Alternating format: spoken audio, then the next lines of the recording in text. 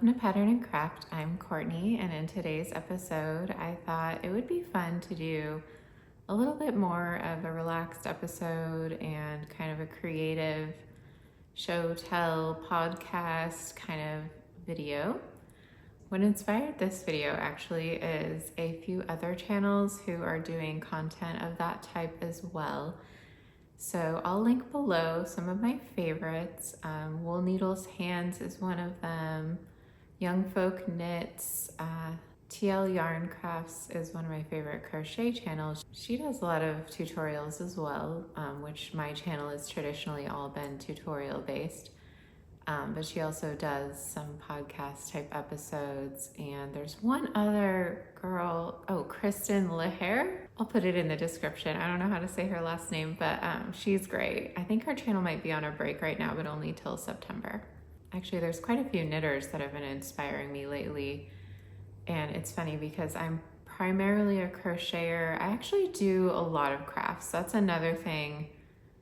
Well, I won't jump ahead, but basically their content has been inspiring me not only to try knitting, but also to try to make one of these videos where, we just kind of have a little cozy sit down, like we're all friends sharing what we're working on and getting inspired by what each other are doing. So maybe grab one of your work in progress projects. And sorry, I'm keep looking over here because my cat is playing with all of the stuff that I had prepped for the video.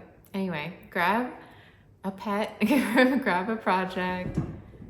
There she goes. Anyway, so I just thought this could be a good time for us to, maybe for you to listen while you're working on a project, and I can show you what I've been up to because I'm always kind of up to something. I'm always figuring out a new craft or a new technique, or I don't know, just playing around, which is the whole fun thing about crafts and creativity and making things. Let's look at what we have. I want to do a creative show and share, so that would be like show and tell, and I think I want to start with finished objects, then do work in progress, then do any kind of new acquisitions, then anything else that's pertinent and kind of just on my mind or what I think would be fun to share. All right, so for our first finished object, you could consider it finished. I do want to do a little bit more to it, and it hasn't been fully blocked yet. This is a little bag that I made, a little phone bag type thing. I used the triangle solid granny square motifs that I either will have a video up right before this video or right after this video, depending on when I post this one. It does go, the little triangles were designed to go with my solid granny diamond, but I also mentioned that you can use the triangles all by themselves, and this is an example of that. So this is a little bag for a phone or for any other small thing. It's a cute little, just small bag, and it's, this one was created with those little, just 2 round triangle crochet triangles and then joined together with a slip stitch in the back loop. And I actually managed to do that all in one continuous go. So I think I did the middle as all one piece, and then the little pieces were kind of loose, and then I did the zigzag to join them all to each other once they were all joined together through the center. And that way you don't have a lot of extra ends to weave in, and you can just, it's more structurally stable. And then for the, around the edge, I did a kind of cool, I think it's called a linked single crochet. So you kind of make a slip stitch along with your single crochet around the edge. And I did that in the back loop as well. And that was a really fun technique to try. I hadn't done that before. And then I went around, I believe after I did that, I think I slip stitched, and then I made the first pass of the strap, because the strap is made with 2 kind of rows, I guess. You do a chain stitch and then you do a slip stitch through the chain stitch, and it makes a pretty sturdy but still kind of dainty looking little strap. So I went around the whole bag, created the strap, went around and started making the more decorative part of the border, which I just kind of freestyled. It's some fans and some moss stitch, and I believe I might have slip stitched as well a little bit. And I think these fans are double crochet, then single crochet, then a border through the single crochet of single crochet, chain one, single crochet.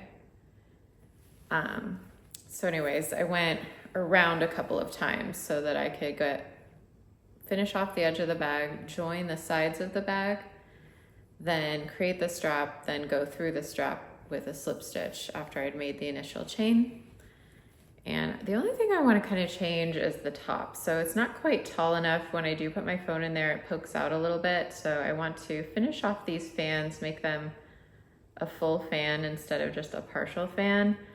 And then I think I want to build this fan bigger, this one here in the center, and kind of build up the top of the bag a little further. So it's a nearly finished object, but not quite. And then I need to block it so that it lays a little bit more flat. So that was a really fun project though, and it came together really quickly.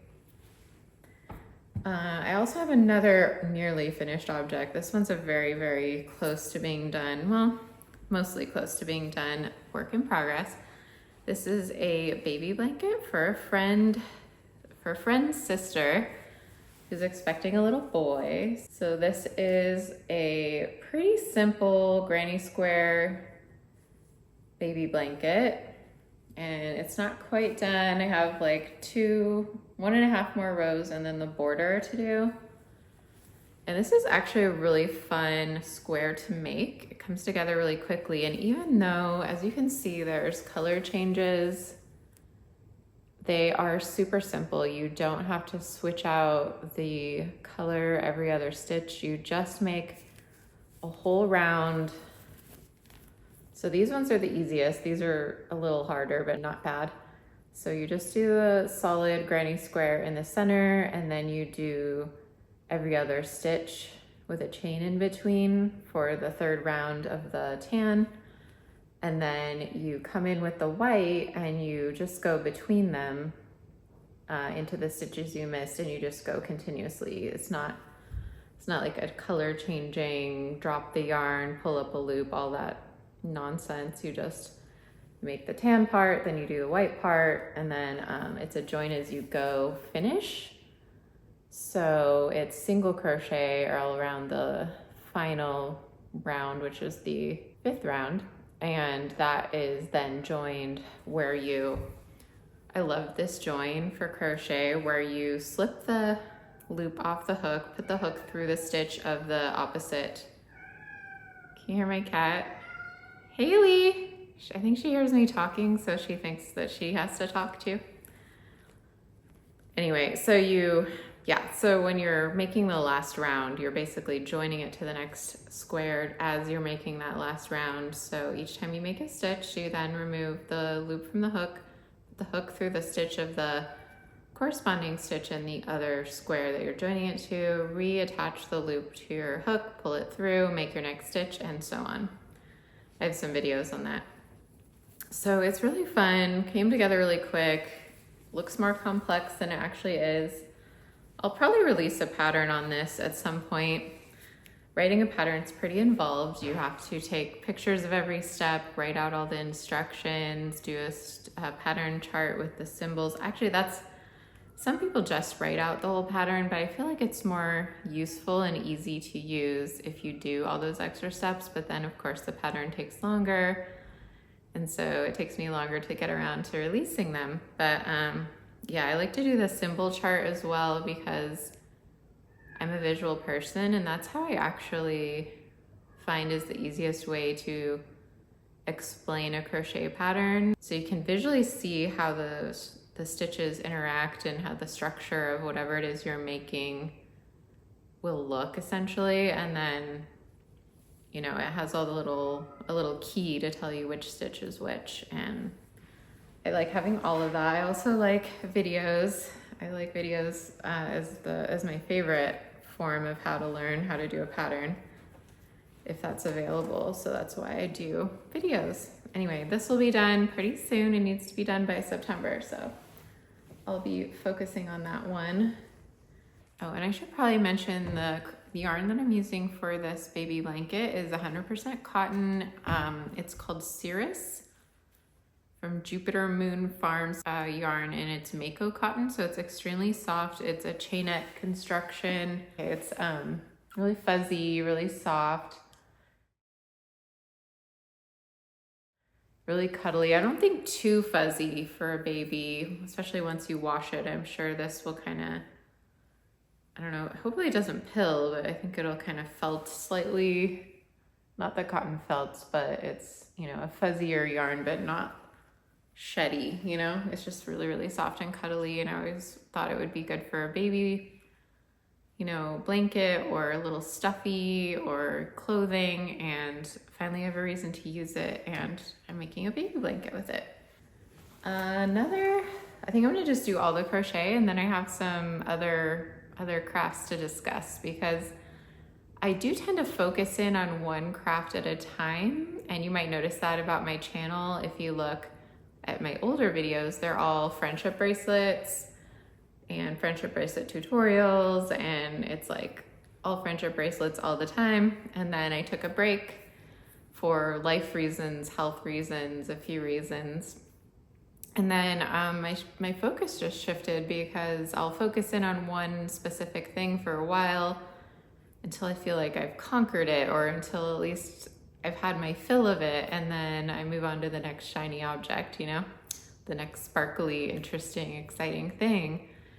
And so between then, recently I restarted my channel, but it's all crochet because I went hard on crochet really recently. And like, I guess not really recently, like since, I don't know, the fall of last year. In between there, I had a huge kick of beaded jewelry. So I was doing a lot of these little dangly, fringy beaded earrings. I took a ceramics, well, not a class, because I've known how to do ceramics for a long time, but I got a studio membership at an art center near here that has ceramics, open studio time. So you can just go in and use the studio, and they have wheels, and they have all the stuff you'd need, basically. And so I did some ceramics for a while. I love ceramics. But it's also a very involved craft. So the clay sort of has a timeline. Once you start your project, it's not like crochet or something where you can put it in a drawer and leave it alone for a couple years and come right back to it. Because clay has to be worked different steps at different hardnesses of clay or drynesses of clay. So, you know, it's wet when you start working with it, then it gets to leather hard stage where you do any kind of attaching or carving or adjustments, and then it has to be fully dried to bone dry. And then it has to be bisque fired. Then you have to glaze it or do whatever else you're gonna do to it before it gets too dusty. And then you know, don't want your glaze to get damaged or anything. So you have to get it from glaze to the kiln to get final fired. It's a whole process. So it's very demanding. I do enjoy it quite a bit, and it's very dirty. You get clay all over you, it's dusty. So it's not the easiest craft. You have to give it a lot of time, give it a lot of attention, be on the clay's schedule, not your own. So it is something I enjoy, and I probably will go back to, but I did that for about a year and then kind of had enough and needed a break. So that's when I got back into crochet. That's when I restarted shortly thereafter, started up my channel again. And I've been kind of, you know, here and there with it because, you know, I work mostly full-time, freelance from home, but still, you know, I have clients that need work done, and I'm a textile designer for my real jobs. And that's usually on the computer. It's really fun for me in my off time to do things that are hands-on and, you know, working with my hands, playing with, you know, having that tactile quality I really love that about the various crafts that I do enjoy. So speaking of tactile crafts, I wanted to show you some more of my crochet. So I do like to design patterns. So I have a couple here that are in progress that are my own creation, my own invention. There's nothing new under the sun, but just some stuff that I was playing around with, not from a pattern or anything, just for fun. So this is a little bit of a mesh scarf.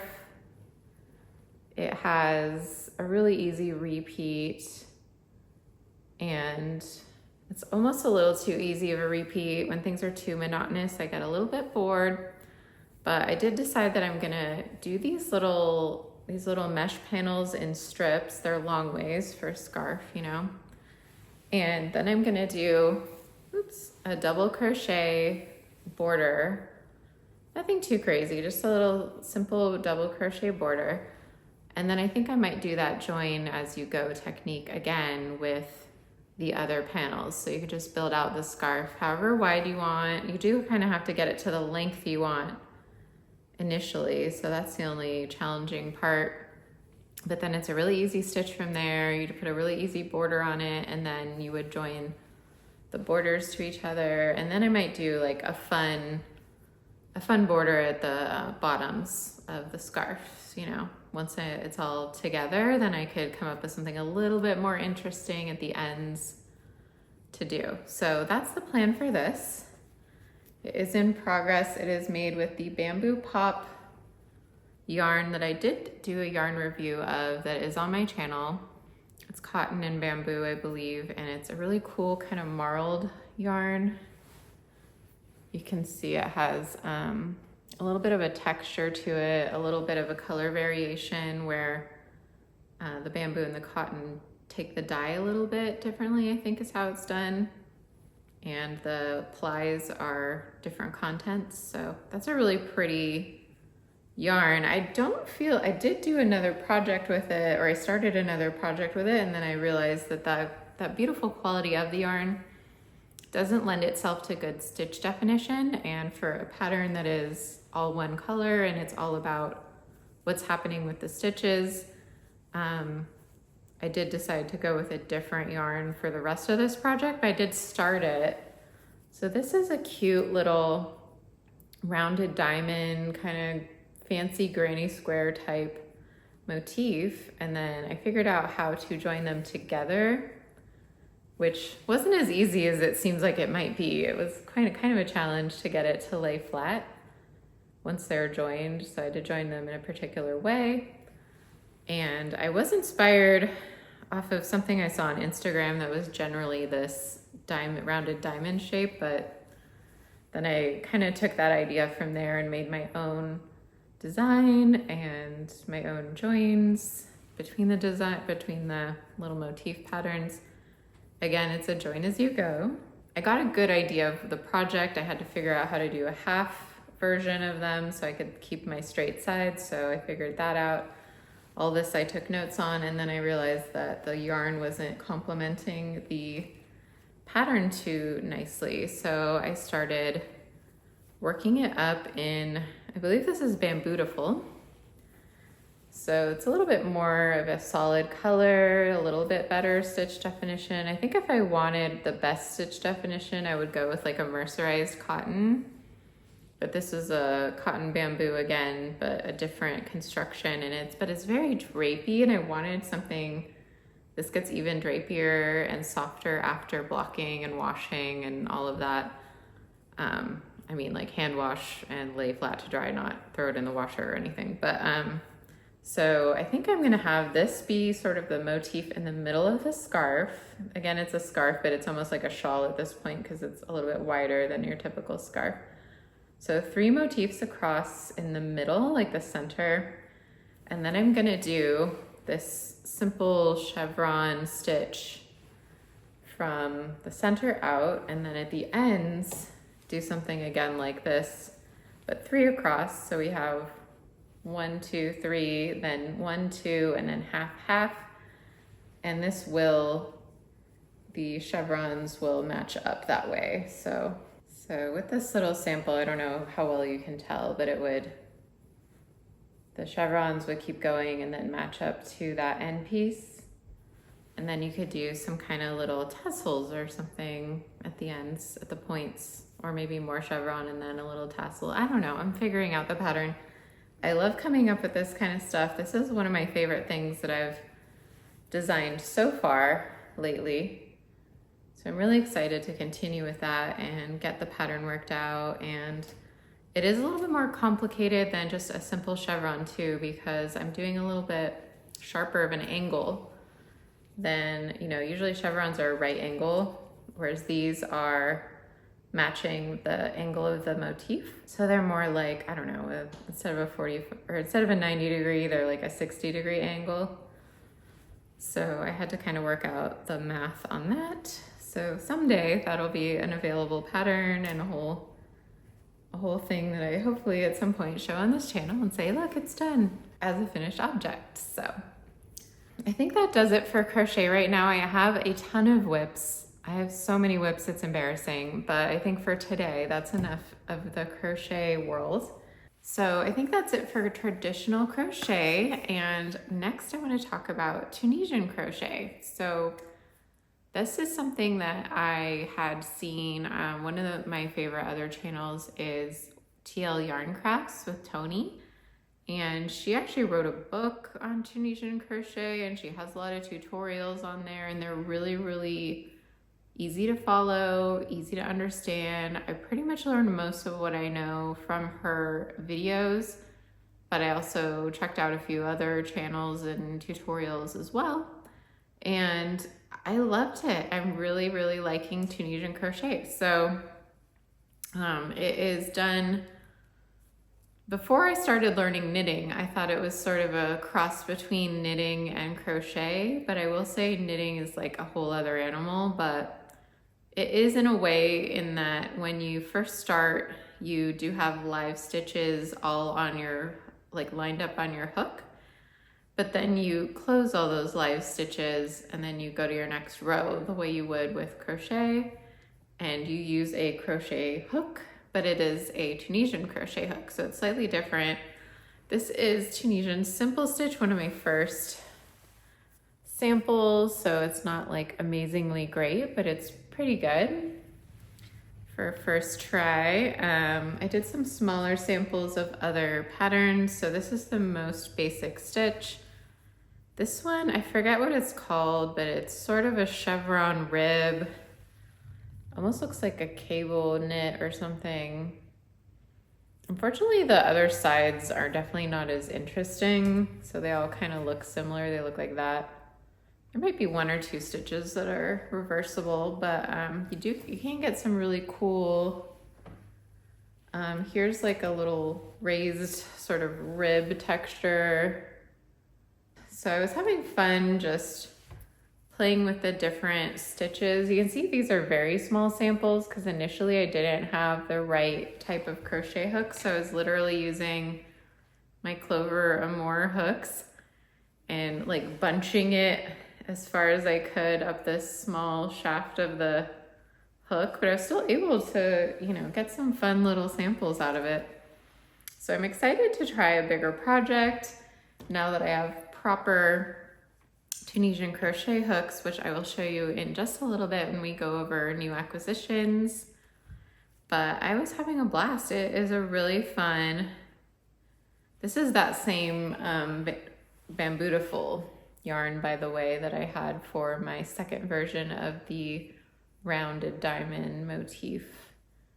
So this is very drapey. This is a very good one for Tunisian because Tunisian can kind of be dense and stiff, and I guess depending on what you're going for, but if you're making like a blanket or something, this cotton bamboo with a nicer drape would be great to kind of counteract the, I don't know, the denseness of the fabric. If you wanted something a little more drapey, like I feel like a yarn like this would be good. So that's fun.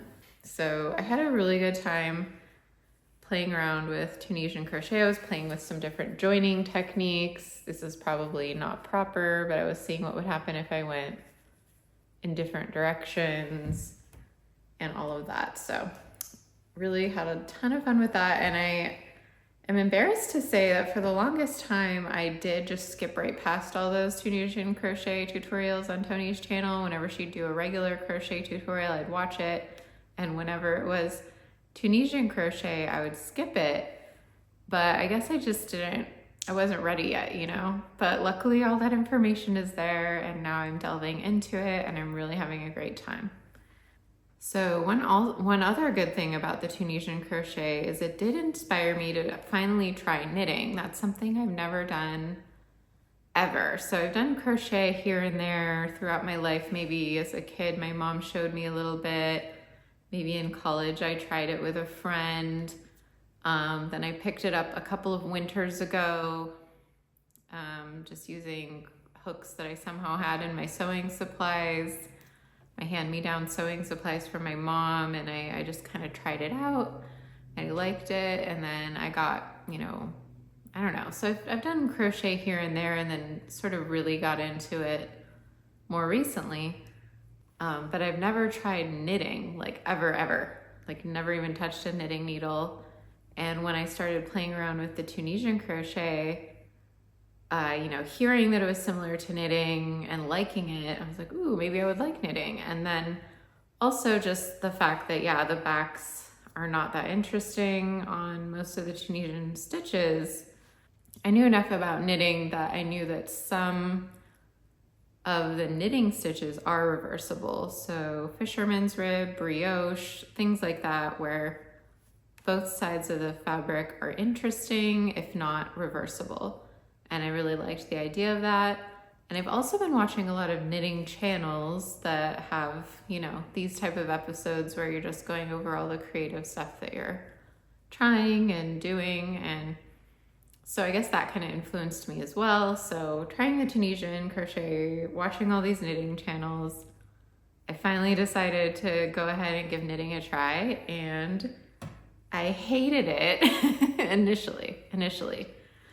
And I was really bad at it. And that's probably why I hated it, because it wasn't a thing that just came naturally to me like a lot of other things generally do as far as crafts go. I'm not great at everything in the world, but when it comes to crafts, I'm generally pick them up quickly, do them well, or it comes naturally, or maybe there's a little bit of a learning curve, but I get over it pretty quickly. And this knitting, my goodness, is challenging. It was really, really challenging. My first little sample, I don't know if you can see, I used a pretty small yarn, which was one of my first mistakes. And I also used one with no give to it. It's a bamboo cotton, or maybe it's 100% bamboo, I can't remember. But it's, a very challenging yarn in the first place. But I think it was just the fact that I didn't know what my hands are supposed to be doing. I didn't understand the philosophy behind how you tension your yarn. My edges are horrendous. I have dropped stitches, picked up stitches. I have, loops hanging off the edge of my work. I was splitting stitches. I made all the mistakes, all of them. So my first experience knitting was like, oh my gosh, this is awful. How does anyone ever do this and enjoy it? But then I felt the fabric, and it's so luscious. It's so soft, and it's beautiful. Even this horrible little first swatch with all its mistakes, it's so nice. I don't know. So I was thoroughly frustrated, but also encouraged to continue. And, a lot of people recommended to try wood needles. They're like, oh, beginners do better with bamboo or wood. So that is what I used at first, but I have to be honest, I didn't enjoy that. I am definitely a metal tools type person. So I think part of my frustration was the wood needles. I didn't like how the yarn was sticking to it, and I felt like I couldn't, I don't know. Part of it was like, it was just foreign to my hands. It was completely different from crochet. I didn't expect that. I thought, hook, needle, yarn, same thing. No, it's very different. Some things are similar, the way you say yarn over and stitch and things like that. Like, but even when it comes to things like yarn overs, which, you know, I know what a yarn over is, it's the opposite direction in knitting than it is from crochet. So I kind of had to unlearn what I already knew from crochet and kind of relearn it differently for knitting. And the same thing goes with the way you tension your yarn. You tension it, well, you make, the needle determines the loop size, whereas in crochet, it's more about your tension. I had a lot of little knitting attempts that I started and stopped. Oh, here's the rib. So this one goes from stockinette to rib. So at least I could do the stitches. Like I could make a knit and I could make a purl. And I did go with continental knitting because that way it was a little bit more similar to crochet in that the working yarn is held in your left hand as opposed to in your right, and the movement is a little closer to crochet because you're picking up the stitch through the loop rather than wrapping your yarn around. So it made a little more sense to my hands and my brain, but it still was so different from what I was used to that it was a very steep learning curve. And then, but I kept going with it because I wanted to get this, and it almost was a challenge that I hadn't had anything in the craft world be that challenging for me in a long time. The closest thing I can think of is ceramics. We might have talked about ceramics already. I had to take a little break, so I can't quite remember, but that does require a lot of learning curves that are physical and mental. So it's not just remembering all the things and learning all the things. Like centering clay is very challenging physically and mentally at the same time, which I feel like is the same thing with knitting. You're kind of physically trying to manipulate both your hands, hold a yarn, hold your work, have all these live stitches on your needles that you're managing, and it's a lot to manage all at once, and it's your muscle memory has to build as you get used to it. It becomes easier, but it is very challenging at first, you know?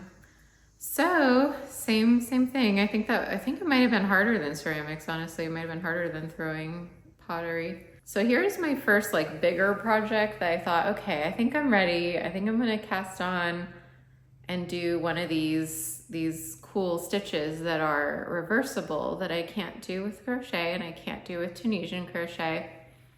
So I was excited about that. So my first few rows went really well. So that was this row. And then for some reason, I really started tightening up. So you can see my edges came way in. And then I decided to like, ooh, loosen it up again, girl. And I got my tension back to being similar to here.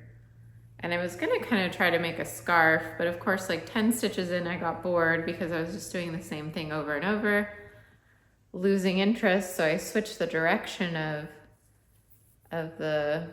where I was purling and where I was knitting. And then I switched back, and then I switched back, and then I got bored again. So I thought, oh, I'll do some stockinette now. And I probably should have foreseen that, but it's a very different, it's a lot wider. So if you're doing a scarf and you want it all to be even edges, I wasn't getting even edges anyway because it was my very first thing that I ever knit besides a sample. So, but then yeah, once I switched to the stockinette, it started coming out, and I was like, well, of course that's what happened, because that's what you have when you have a sweater. Actually, that would make kind of a cool long cuff for a sweater, wouldn't it? Then, you know, once you switch to the stockinette, it like sort of poofs out, and you use the rib to cinch it in and make it stretchy around your wrist or your neck. So, you know, anyway, it was a learning experience. I kept it to show and tell and remember and the nostalgia of it, but it's definitely an abandoned project. And then I practiced a bunch more, and then now I started something that I'm actually pretty happy with. So I know I'll probably look back on this someday and be like, oof, that's awful. But like right now, this is the best thing I've ever knit.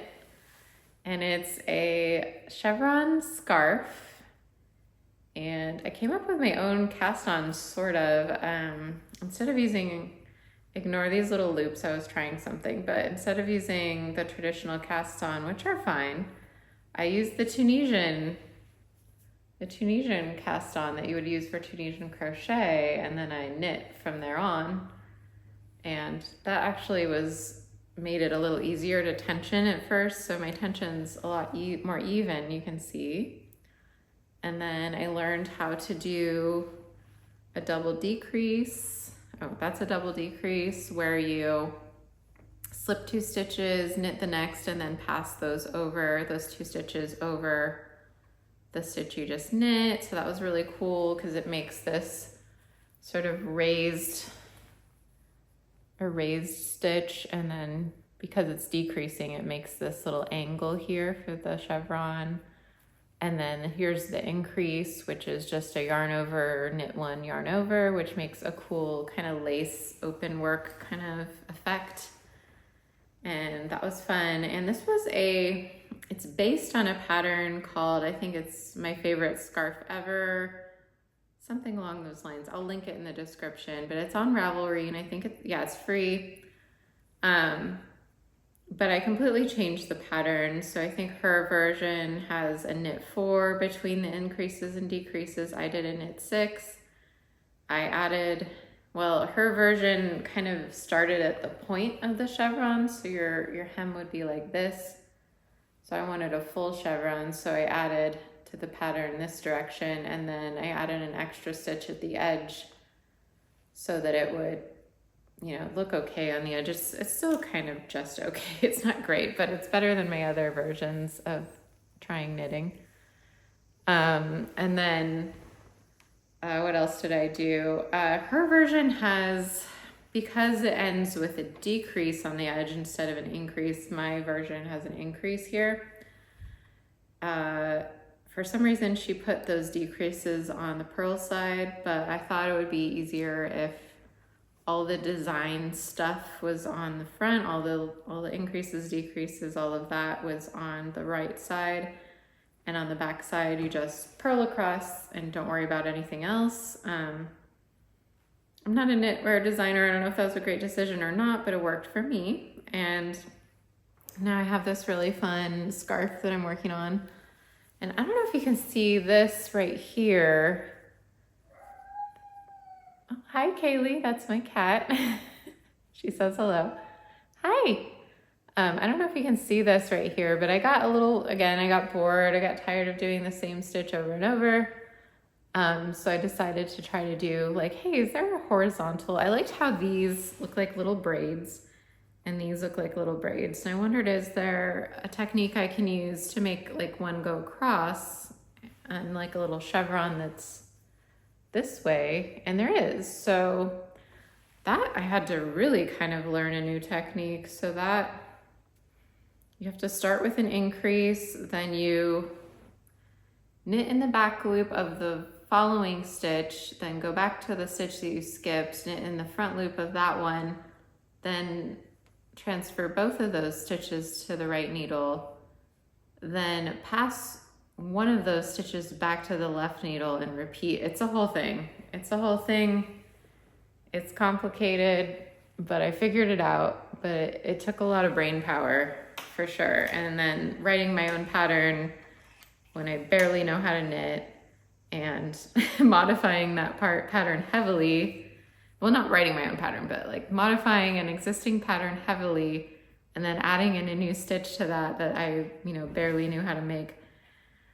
It's definitely giving me the dopamine. It's giving me the designer, here's a huge challenge. How do you overcome it?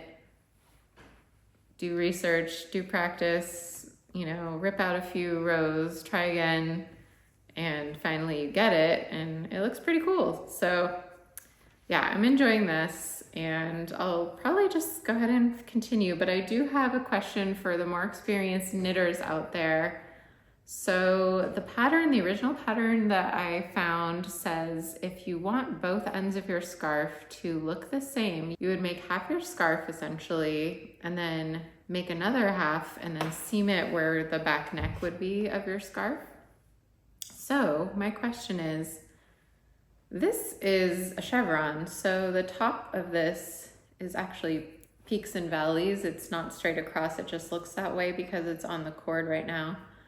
But once you bind off, it is a jagged edge. And if you're joining that to the other side, then you're joining a peak to a peak and a valley to a valley. Are you not going to get like puckering or little ripples at the back of your scarf? So I did a little sample of just 2 repeats. So in fact, yes, you get this zigzag thing. And I tried a few options. I tried adjusting the pattern so that it would just, wherever there's an increase, I added a decrease, and wherever there's a decrease, I added an increase, so that it did turn into just vertical flat stripes with the same lace effect and the same raised, decreased stitch details, not on this sample, but on another sample. But then when I did that, it did the same thing. It did a puckery type thing. So I don't know if that's something that would come out in blocking or not, or if there's a more proper way to fill in. Imagine this crochet piece isn't here. I'll talk about that in a second. But is there a way to fill in this little triangle here with knitting? Because the only way I could think of how to do it was to make these little crochet diamonds and then have that be sort of in the center of my 2 chevrons, because you're gonna have the other chevron coming the other direction, like so. Oops. To like that, they're meeting in the middle, but there's gonna be a little diamond shaped hole, right? So the only thing I could think about was to make little diamonds out of crochet and stick those in there, but I was wondering if there's a way to do it with knitting. So if anyone knows of a tutorial or a pattern or an explanation or a blog post or something of how I could fill in this little section to make it flat so that when I seam my 2 scarf pieces together, it doesn't warp or have like puckers in it. So that's the only thing. I mean, I can always do the crochet thing and that's fine, but it definitely has a different drape to it. It's more stiff. Even if you go up a whole hook size from your needle size, it's just thicker. It's about double the thickness of the knitting. So if there's a different option that anyone knows to do that, let me know, please. Message me or make a comment in the comment section below. I did solve one of my other problems with this. So at the bottom, I don't know if you can tell, it was kind of curling up. It was making these like little ears. It was like kind of curling this way, and that's not ideal. And I know I could probably just block that out and it would probably solve itself, but I kind of like when things don't need to be finagled with a lot, that they just kind of behave themselves as they are. And so I did figure out that I could use a slip stitch at the bottom to correct for the curling. And I don't know if it was because my cast on was too tight. I don't know if it's just the nature of, because most of this is stockinette. I did film a little separate bit about that, so I'll insert that here. I wanted to show how the edge of the scarf was curling up. It's a chevron, and I don't know if I did my cast on too tight or if it's just because it's stockinette for the most part, as far as the stitch that we're using here for the main part of the scarf, or whatever else could have happened. But I did want to show that I found a fix for it, and Kaylee wants to show you too. I ended up doing a slip stitch with a crochet hook that basically fixed the issue. It's no longer curling, well, maybe a little bit, but it's mostly no longer curling. And she's helping me still. And what I did is I did a slip stitch into not this front braid bit, but the right here, these like first little purl bumps behind this stitch. Hi, oh my goodness, someone wants some pets. Someone really wants some pets. Okay, hold on. Sorry about that. I just took my crochet hook and I went one size up. So this is a 4.5 needle. This is a 5.5 hook. And I went into these, not this front braid, which I wanted to maintain the look of that. I really liked that little braid there. So what I did is I went into the next little bump behind. Looks kind of like a pearl bump. So I went into those stitches with my crochet hook and just did a simple slip stitch in one per each of these little stitches, each of these little bumps. And then at the corner, I did one extra just chain in between. Yeah, slip stitch, chain, slip stitch. And then in the valleys, I did one less. I just did slip stitch, skip, slip stitch. So it gets a more pointy edge to it and no more curling. So nice little tip there if you're having issues similar to this, and if you don't mind, it kind of just looks like two rows of knit or braiding, and on the back it just looks like pearl. Also, I think I might save this for the end, like undo this, since I would have to cut it here and weave in the end. I might undo this and then just at the end do this slip stitch edge along the bottom, and then maybe do a crochet edge along the side. I don't know if I'd continue to do slip stitch or if I would do something else, because my edges aren't the greatest. It's a little better on the left side. But I was thinking I could go along the edge at the very end and do again like some sort of slip stitch or single crochet or something at the edge to just give it a little bit more weight and, you know, clean up the edge because the right side's a little bit looser, and just have it look a little neater maybe. I don't know, let me know what you think, or if I should just leave it alone and just do the bottoms. But I definitely need to do the slip stitch at the bottom to fix the curling for sure. Oh, I forgot to show one of my knitting journey pieces. I almost forgot about this one. So this was what I knit between the rib scarf and the current scarf. So I actually did have one more sort of attempt at a project. And that was this little guy. It's the same yarn as the one I'm making a scarf out of now. And this was just a freestyled scarf. So I literally just cast on however many stitches and it ended up being this wide. And I did a couple rows of garter stitch, and then I did a garter stitch edge to keep the edge more neat than I looked up how to have neater edges, and that was one of the options. And then I started to do, this was kind of interesting actually. I started to do this little pattern, like diamonds that repeat. I just divided everything by thirds and decided that's where the points would be. And those are done. Everything on the front is knit past this well, I guess even that section, everything on the right side is knit. No purling. But then the design is created when you flip it over. When you get to where you want to have the design, you do knitting on the back side, so it becomes a purl on the front side. I think that's right. So basically these are made of garter stitch, because garter stitch is just knit on both sides, and then stockinette stitch is knit side, purl side, right? So anyway, but the design shows up on the front, but it's made on the back. And while I liked the result, I didn't like the process, because I kept having to kind of flip it over and check where I was, because I couldn't really tell the difference on the back.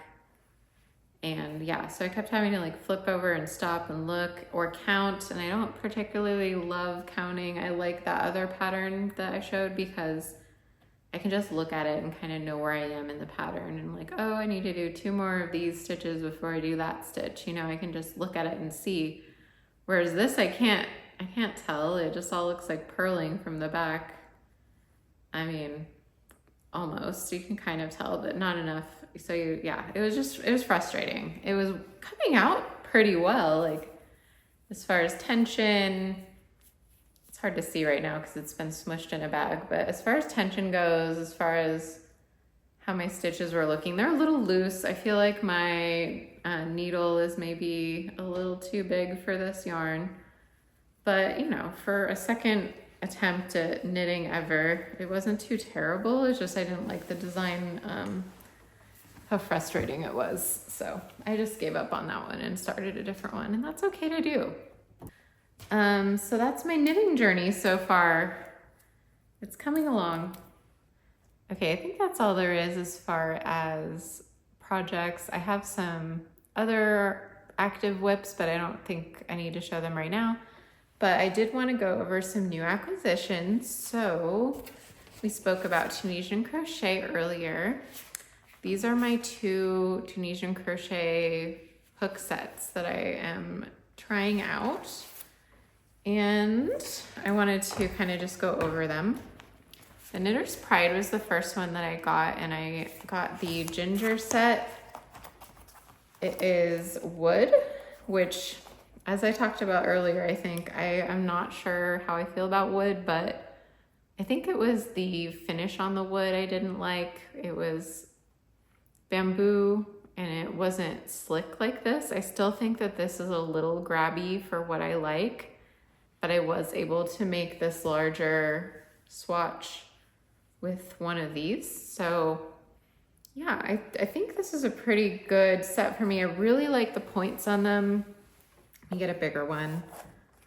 I really like the way they're designed. They're very pointy. They have a good scoop. I don't know the real terms, but like the scoop under the head is really good. It's like inline, but also tapered here at the sides so that it gets through the loop without getting caught. I have a different wood crochet hook that I was trying out. It was the same brand, I think it was Lion brand, of the first knitting needles that I tried, because I just wanted to see, is it the bamboo that's bothering me or is it the knitting needle itself? And I didn't like those hooks either. They're the same material, a bamboo material, but it also was the shape of the hook. So those ones didn't taper in until after the cutout. They tapered at the very end, but not here on the side of where the yarn goes. Well, hi. My cat just hopped up. This is Haley. Is she in frame yet? Hi, sweetie. So yeah, I didn't like that style, but I definitely like these. They have a little bit of a taper, just enough so that your yarn is more narrow when it, like what's sticking out of the side of your hook is more narrow than your actual loop size, so it doesn't get caught when you're pulling your loops through. And yeah, it's nice and pointy. I like that. It's not so pointy that it splits your yarn, but you can definitely get in your stitches really easily. These come with cords that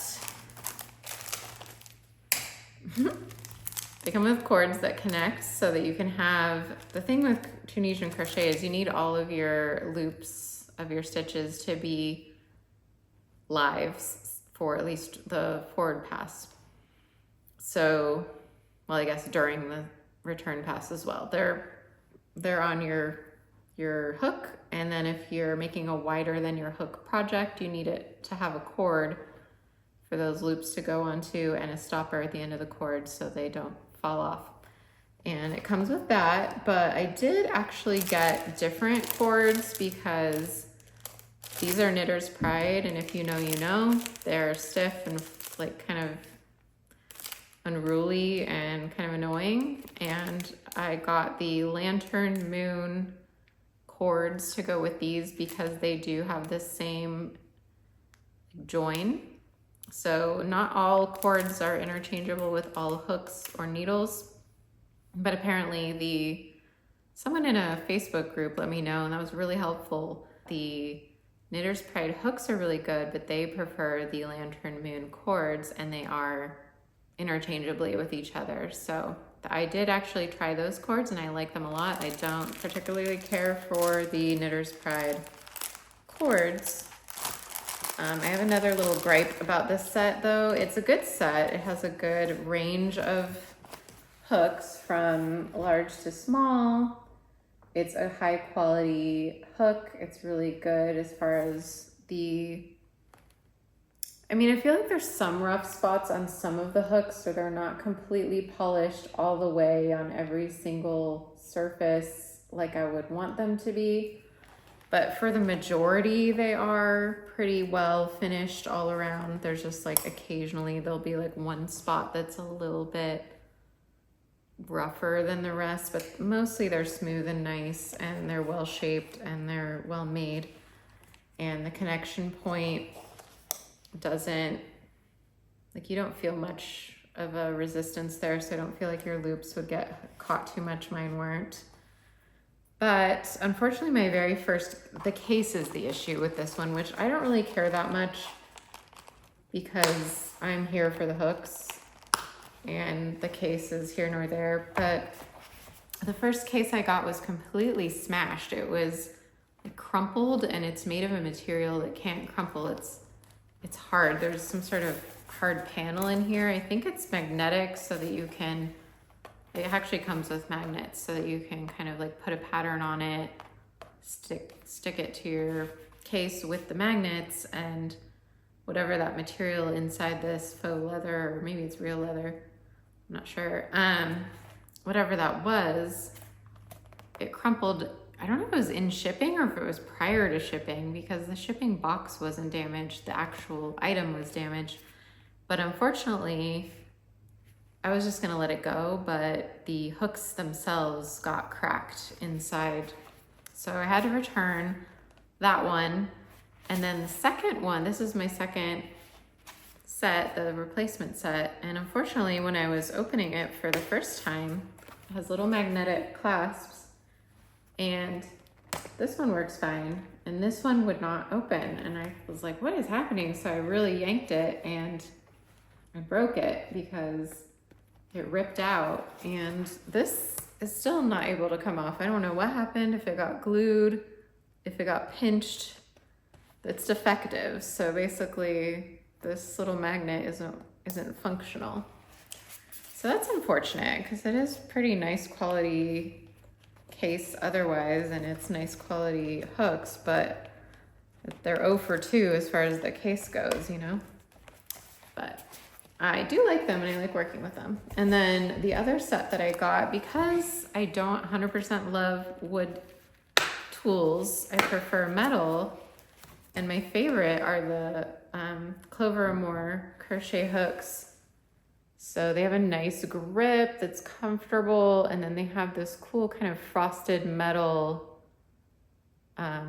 material that slides through most different yarn types really well. They haven't failed me on anything so far. And then they have a really good shape to them. They're very similar to the Knitter's Pride hook shape, as far as the way they're tapered right here, and they're pretty pointy. I wish they were a little pointier maybe, and they have a good angle for where that tip of the hook is, this part, I mean. I don't know what that's called, but so I really love my Clover & Moores a lot. And so I was thinking, well, what's the closest thing as far as Tunisian crochet hooks go? And there's not a lot of options with the metal version. I heard there's an AliExpress type that's pretty popular, but I believe it's nickel plated. And I was trying to stay away from that. I'm not sure, maybe these are nickel too, but I don't know. I'm just very sensitive to a lot of stuff. as far as my skin and my lungs and all kinds of stuff. So I was trying to like, I don't know, and I think it was sold out anyway. And so, but I found these are the Addy Click, and they come in a littler case, which I actually prefer. I don't want like a big, huge case. I'd rather have the smaller, the better for me. Just keep it simple.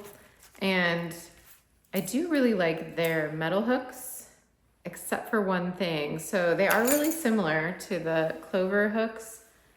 As far as the material, it's that same frosted metal. It's just gold instead of silver colored.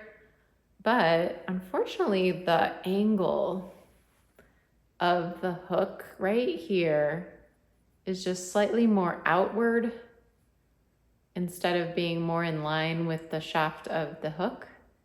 And that does become annoying a little bit, or at least maybe it's something I have to get used to. And also they're not super pointy at the tip. They're less pointy than my clovers, and they're way less pointy than the Knitter's Pride. So it's a little harder to get into the stitches, and it's a little too wide right here.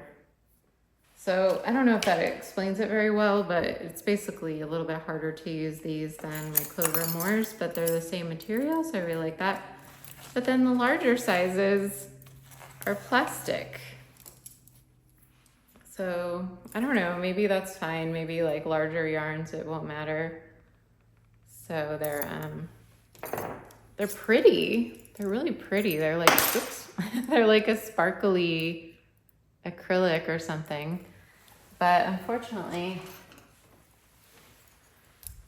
and I'm missing one out of the set. I was using it in the other room, and I think I left it there. So there are 5 of the metal hooks and then 2 of the plastic sparklies, and they look great. They're really pretty, and they still have the same, actually they might even have a better shaped head. Yeah, they're more in line here. So I might actually like working with these better, except that I feel like they're gonna get stuck on the yarn a little bit because they're that plastic material, whereas I like how metal hooks, they just glide. And they do come with cords that I do like, but well, they don't come with the set, unfortunately. So the set is just the hooks themselves, and then you have to separately order cords, the Addy Click cords, and make sure you get the right ones. But I did like the ones, I got some gold cords to go with my gold hooks, and I do like them. And then you have to get the stoppers separately as well. They don't come with the cords, so they have these little cute heart stoppers. I probably should have brought them up here, but I'll just show a little picture of them.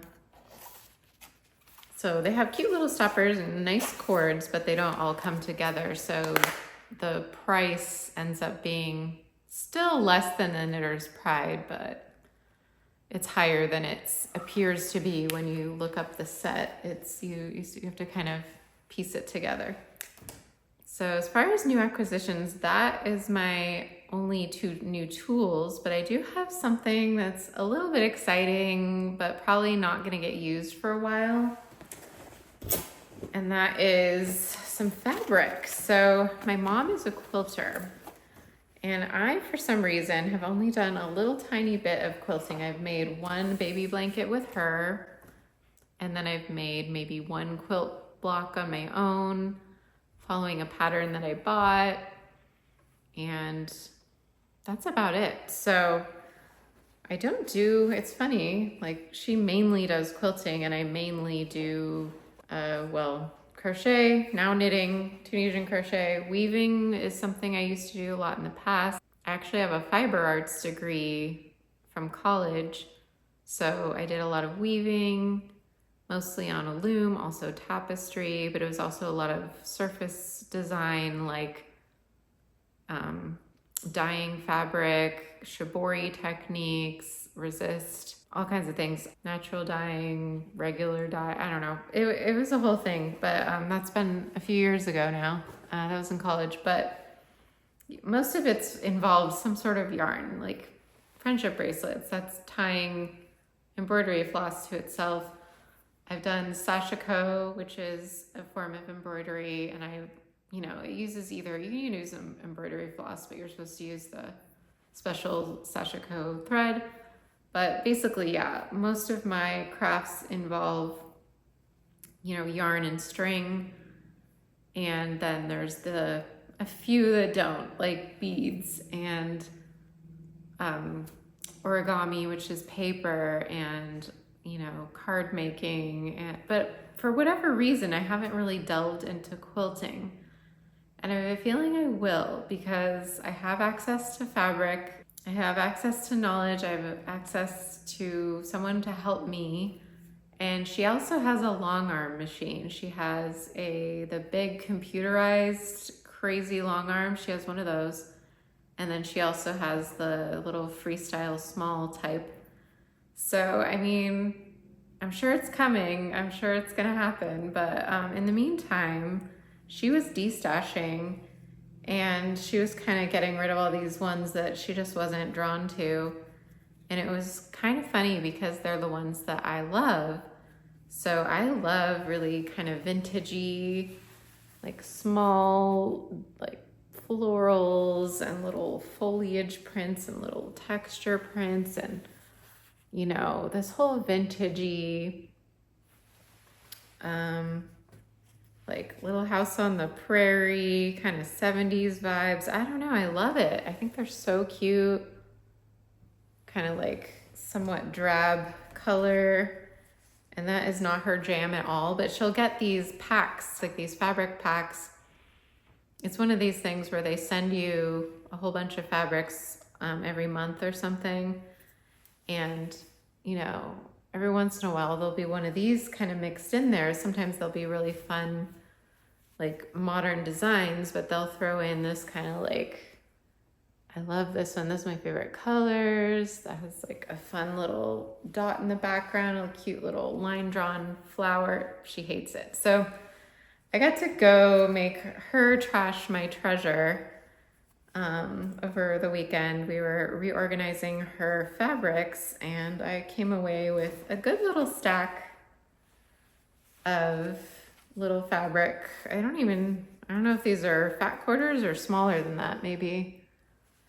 They're probably fat quarters, but there's some really nice ones in here. And as a textile print designer, I really appreciate them. That's my day job.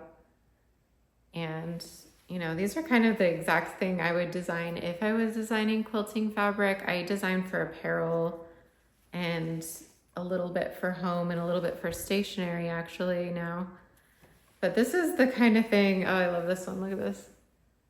So beautiful. Oh, I love it. It looks almost like a woodblock print, but clean lines. I love it. Okay, so yeah, I'm gonna have to think of something to make with these. I don't know if it's gonna be small. I don't wanna make a huge blanket. I kind of run into that issue with crocheting because I'll come up with a really great, ornate like Afghan square, and then to make a blanket I have to make 50 of those or whatever it is, and I get bored after the second or third one. So I tend to stick with smaller projects like pillow covers and little decor items and like Christmas ornaments and things. So I have all these fun little fabrics now, and I'll have to figure out something fun to do with them. That's so cute. Oh, do you love it or do you hate it? She loves fabrics that are bright colors, and she likes more cool tones. I like more dusty and earthy and warm tones. And yeah, she likes cooler tones, brighter, cleaner colors. More modern kind of abstract designs, kind of funky stuff. Like she likes tulip pink and all of those, whereas I really love these. This one's probably a more modern design, but it's done in a more kind of cottagecore-esque kind of way. Oh, like this. Oh, I just love. So these are 100% my jam, and I have to figure out something to do with them. I have a few quilt patterns that I've bought over the years, so I could, go ahead and use one of those. I could draft my own.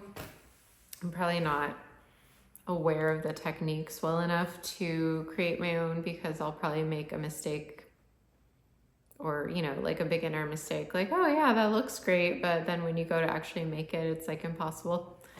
So yeah, I'll have to figure out what to do with those. Let me know if you have any suggestions for a smaller project, say a pillow cover. I don't know, something for sewing, like maybe a crochet hook holder or something to replace my Knitter's Pride one that was broken twice.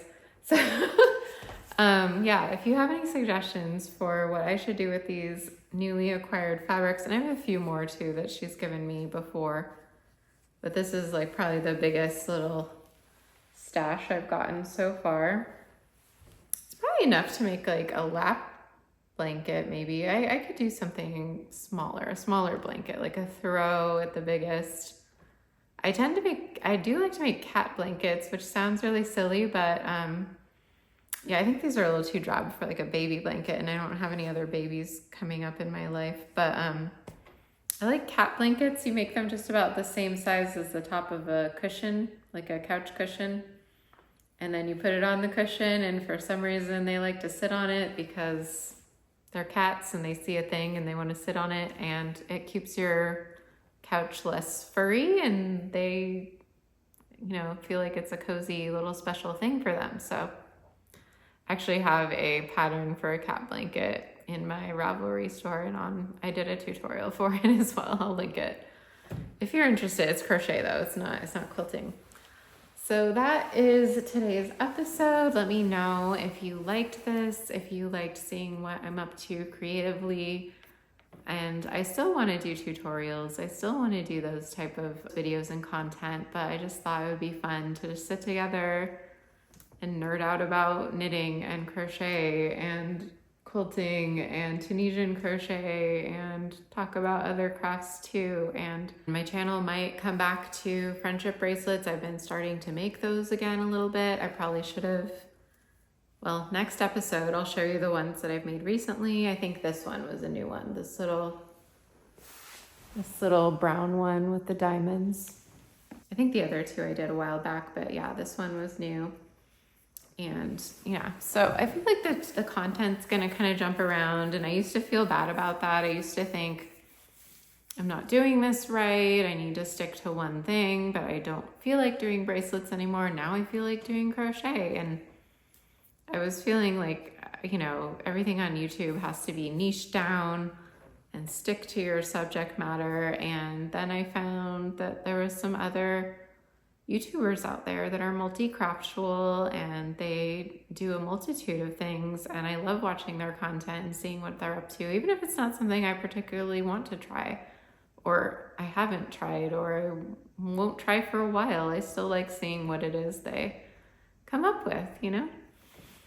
So I hope the same is true for you, and I hope you enjoyed this episode. And my voice is gone. I usually don't talk this much. Sorry about that. So I'll see you next time, and hopefully you'll like and subscribe. And if you're not subscribed already, and you'll come say hi to me on Instagram at Pattern and Craft, and I'll see you next time. Happy crafting.